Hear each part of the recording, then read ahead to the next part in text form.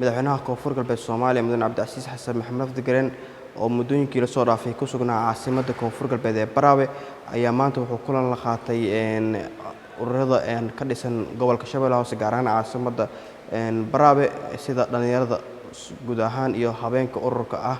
madaxweyne Cabdicasiis Xasan Maxamed Lafdigareen ayaa ugu horreyn wuxuu kulan kula qaatay habeenka ka dhisan caasimadda Baraawe ayagoo warbixin guud ka siiyay xaaladda guud iyo dhismaha dawladnimada ka socda ee uu madaxweynaha qayb ka yahay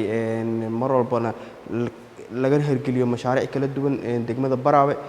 sidoo kale waxay kaga mahadceliyeen madaxweyne Cabdicasiis mar walba sida uu mar walba ugu taagan yahay in kaalmaha siyaasadda arrimaha bulshada iyo shaqaalaha dawladda dhan walba ay ka muuqdaan habeenka Soomaaliyeed oona runtii ay ku amaaneen madaxweyne Cabdicasiis Xasan Maxamed Lafdigareen sidoo kale madaxweyne Cabdicasiis ayaa isaguna wax uu dhankiisa u ballan qaaday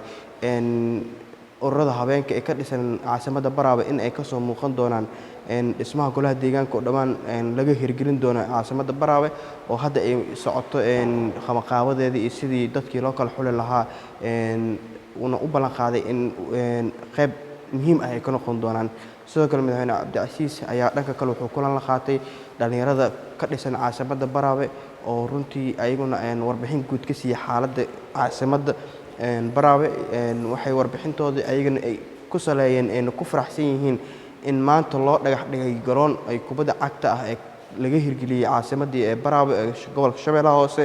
waxay madaxweynaha ay ugu mahadceliyeen wax sanado badan la soo dhaafay ay ku tuhmayeen in laga hirgeliyo caasimadda uu maanta asagu shakhsiyan oo u gasay in laga hirgeliyo caasimaddii Baraawe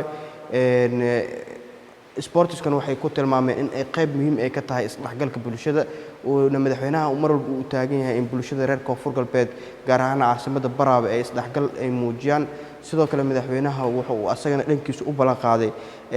in ay ka soo muuqan doonaan dhismaha golaha deegaanka ee ka socdo caasimadda Baraawe oo runtii maalmaha soo socda la rajeynayo in lagu soo gabagabeeyo